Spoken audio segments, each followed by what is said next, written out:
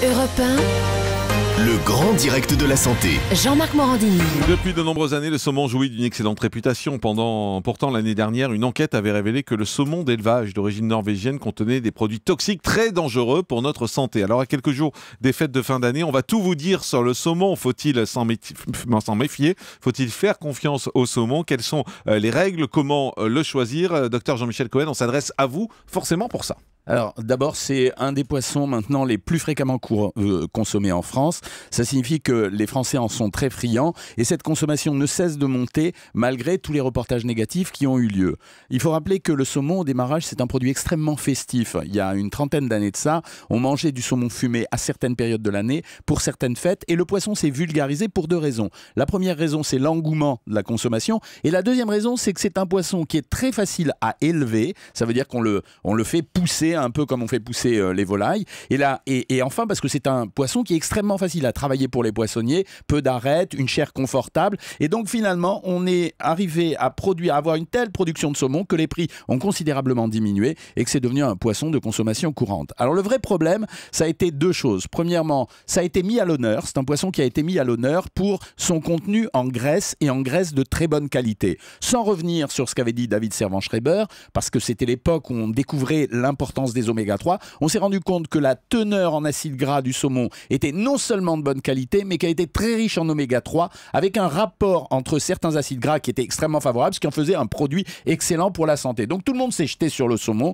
et on a dit, et d'ailleurs l'Agence nationale de santé a dit, il faut consommer au moins 2 fois par semaine des poissons gras. Cet engouement, il a été modéré à un moment donné parce qu'il y a des gens qui ont dit, mais attendez, plus un poisson est gras, et ça c'est ce qu'il faut que vous sachiez, plus un poisson est gras, plus il a la capacité de fixer des métaux lourds comme le chrome ou comme le mercure. Donc là, haro sur le saumon, et tout le monde a dit, faites attention, il ne faut plus consommer de saumon parce que le saumon va fixer sur sa chair tous les métaux lourds, mercure, chrome, etc. Et vous risquez d'avoir des maladies. Alors ces maladies, on ne les a jamais vues, excepté dans la baie de Minamata, au Japon, où on avait déversé une telle quantité de polluants industriels que les poissons étaient bouffés quasiment par ces polluants et ça a intoxiqué tout un tas de Japonais. Ça a été une affaire tragique et il y a eu de nombreux morts. Cependant, on peut modérer les choses en disant que ça concerne essentiellement les poissons qui sont élevés ou qui poussent dans des mers qui sont fermées, comme par exemple la mer de la Baltique où il y a une telle concentration de polluants que là le poisson va se charger. Alors après, il y a eu un deuxième débat qui s'est produit, c'est saumon sauvage ou saumon d'élevage. Alors les gens ont dit saumon sauvage, voyons, c'est un peu comme le bio, prenons du saumon sauvage. Ouais, mais l'inconvénient, c'est que le saumon sauvage, alors comme il est sauvage, c'est un peu comme les poulets, celui qui est élevé dans des cages très étroites, il engraisse très vite. Celui qui navigue dans sa cour, il a des cuisses de compétiteurs. Et bien c'est la même chose. Le saumon sauvage, c'est un saumon super musclé. Il traverse les océans à toute allure et donc, fatalement, il a moins de graisse. Donc, il contient 4 grammes de graisse pour 100 grammes.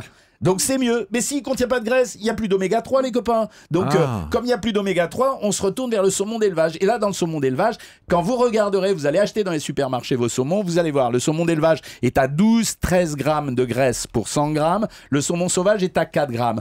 Alors il y a un avantage au saumon d'élevage. Un, il est plus gras, donc il est plus riche en oméga 3. Et deuxièmement, il est beaucoup plus savoureux. Parce que si vous prenez une chair d'un poisson gras, elle véhicule beaucoup plus les arômes que celle d'un poisson maigre. Donc vous payez cher un produit qui est maigre, qui a un peu moins d'avantages nutritionnels, dont on dit qu'il serait moins chargé en polluants. Et de l'autre côté, vous avez un produit qui est un peu moins cher, alors dont les procédés de fabrication sont beaucoup plus légers, quoi, hein, mais qui contient moins d'oméga 3, plus d'oméga 3, mais qui peut être chargé plus en polluants. Alors, les bassins d'élevage, c'est quoi?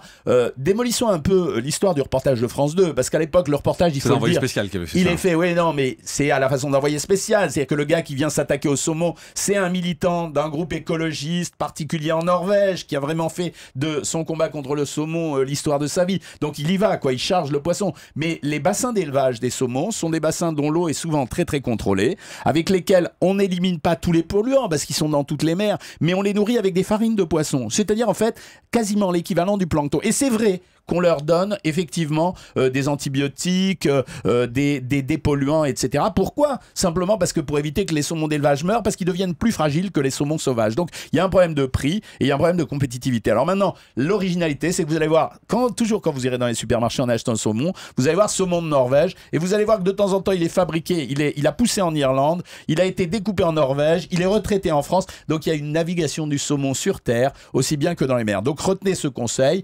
Pas plus de 2 fois par semaine, ça c'est la prudence. Alterner saumon sauvage, mais franchement, bon, c'est un peu un luxe, c'est un truc de bobo, quoi. C'est 4 grammes carrément. pour 100 grammes, ouais. Le saumon d'élevage, il est plus goûteux. Choisissez-les en fonction de leur qualité. Ne croyez pas qu'à la découpe, ils sont meilleurs que sous sachet. Et dans les sachets, faites vos tests vous-même et choisissez-les plutôt en fonction du goût qu'en fonction des avantages nutritionnels. Dernier point. Allez-y, après ça déclenche plein de questions. C'est pour ça que je vois Julie, Yann Le Gall et tout ça. C'est un poisson gras. Ça veut dire que les gens en France, ils ont l'habitude de dire je fais attention à mon alimentation, je mange du poisson le midi, hein, Jean-Marc, et je mange du poisson parce que je fais mon régime, etc.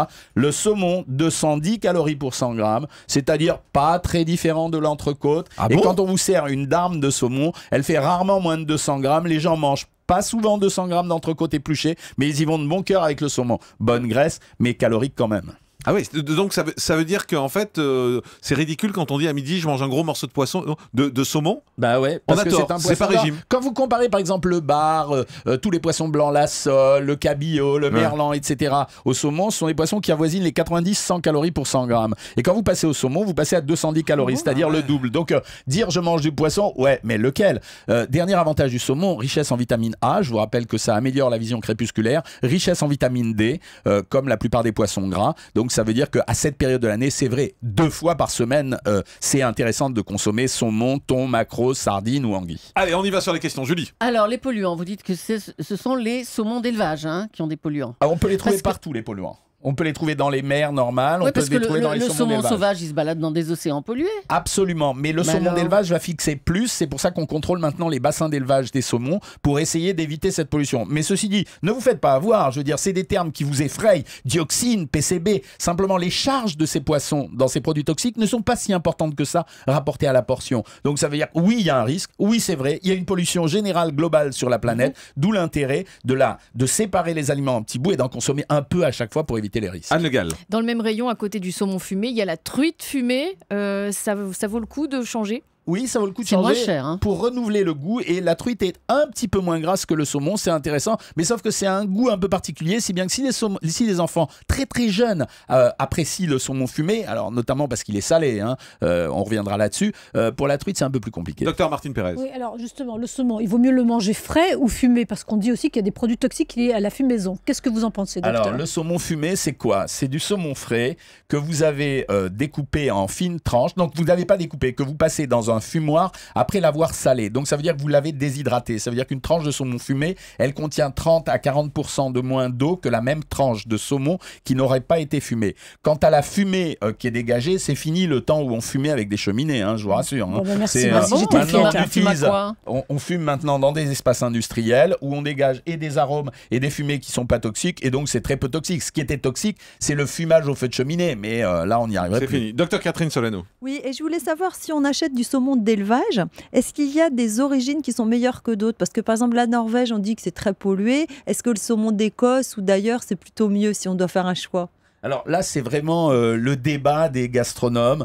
Alors les gastronomes disent que les saumons nordiques... Je parle pas du goût, je parle des polluants là. Mais il y a vraiment une bagarre. Non, en fait, parce que ce ne sont pas des mers fermées. Les seuls saumons qu'on évite, c'est les saumons des mers fermées, c'est-à-dire les saumons de la Baltique. Voilà. Un mot sur les sushis, parce que c'est très à la mode, en particulier chez les bobos parisiens dont vous parliez tout à l'heure. Il y a des gens qui mangent des sushis 3-4 fois par semaine. Vous, non, voilà. Je vous vois bien bobo parisien. C'est ça, c'est tout à fait moi. Mais en tout cas, j'adore les sushis, ça c'est vrai. Est-ce qu'on a tort ou on a raison de manger autant de sushis en se disant c'est juste du riz, c'est juste du poisson, c'est sain? En réalité, la problématique des sushis, elle vient du fait que, d'abord, il n'y a pas de problématique sur les sushis, simplement parce que la quantité de poisson qui est mise dans un sushi, elle est relativement faible. On compte environ entre 10 et 12 grammes de saumon par sushi maximum chez un bon sushi shop. Ah pardon, c'est une marque. C'est une marque. Un sushi man. C'est un bon magasin de sushi. En français. Dites-le en français, c'est mieux. Un bon magasin de sushi. Donc, c'est 10 à 12 grammes. Donc, ça veut dire que si vous en prenez la ration normale pour un homme, c'est environ une douzaine de sushis.